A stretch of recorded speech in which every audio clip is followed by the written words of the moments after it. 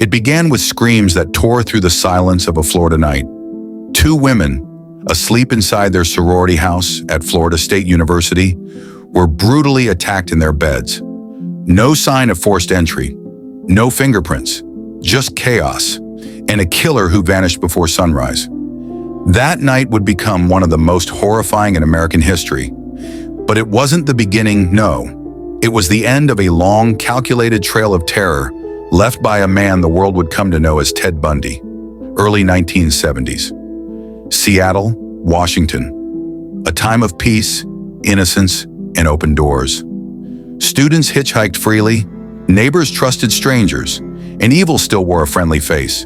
But that calm shattered when young women began disappearing, one after another, bright, promising, all with strikingly similar features. Long brown hair, parted down the middle. At first it seemed random, but soon the pattern became undeniable. Police had no leads. The press called it a mystery, and young women across the Pacific Northwest began to look over their shoulders. Witnesses described the same man. Handsome, clean-cut, confident. He introduced himself as Ted. Sometimes he wore a cast, sometimes a sling, sometimes he simply smiled and asked for help carrying something to his car. And when his victims said yes, they were never seen again. July 14, 1974. Lake Sammamish State Park, a crowded summer afternoon. Dozens of witnesses saw a charming young man in a sling, asking women for help, loading his sailboat. His name? Ted. That day, two women, Janice Ott and Denise Naslin, vanished within hours. Months later, their remains were found in the woods, two lives stolen, and a name burned into the minds of investigators.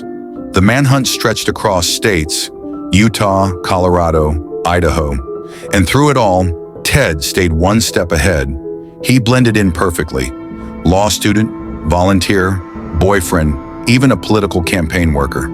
No one, not his friends, not his girlfriend, believed he could hurt anyone, but at night, he transformed into something else.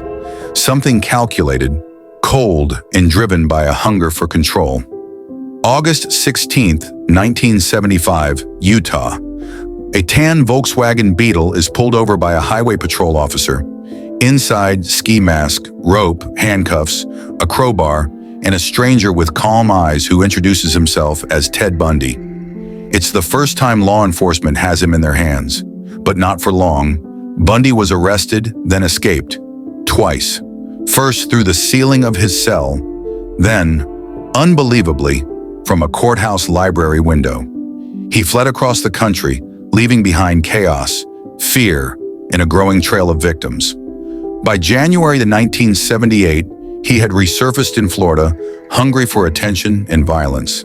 And that's when he attacked again, inside the Chi Omega sorority house at Florida State University 4. Women were bludgeoned in their sleep. Two never woke up. The brutality shocked the nation. The gentleman killer had become something even darker, unrestrained and unstoppable. A few weeks later, he kidnapped and murdered 12-year-old Kimberly Leach. That was the final straw. Police finally caught him in Pensacola, Florida, driving a stolen car, looking thinner, colder, and unrecognizable. This time, there would be no escape. The trial was unlike anything America had seen before. Cameras rolled, crowds gathered. Bundy smiled for the press. He acted as his own attorney, charming, confident, and eerily composed. But behind the arrogance was panic. Forensic evidence told the truth. Bite marks, hair samples, eyewitnesses, it all pointed to him. In 1979, Ted Bundy was convicted of murder and sentenced to death. Yet even on death row, he played mind games.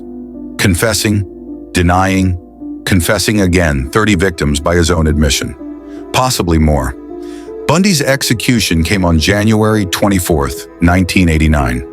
There were no celebrations for the investigators who'd spent years chasing him. Only quiet relief and sorrow for the lives that could never be returned. Families of his victims spoke of the daughters they lost. Young women who dreamed of becoming nurses, teachers, and artists. Their names often forgotten in the shadow of his Ted Bundy's case forced America to confront an unsettling truth. Evil doesn't always look like a monster. Sometimes it looks like the man who smiles at you, the one who seems just a little too normal, the stranger you thought you. So, hidden evidence family? What do you think made Ted Bundy so dangerous? Was it his intelligence, his charm, or something far darker? Something that was always there, waiting to surface? Share your thoughts in the comments below.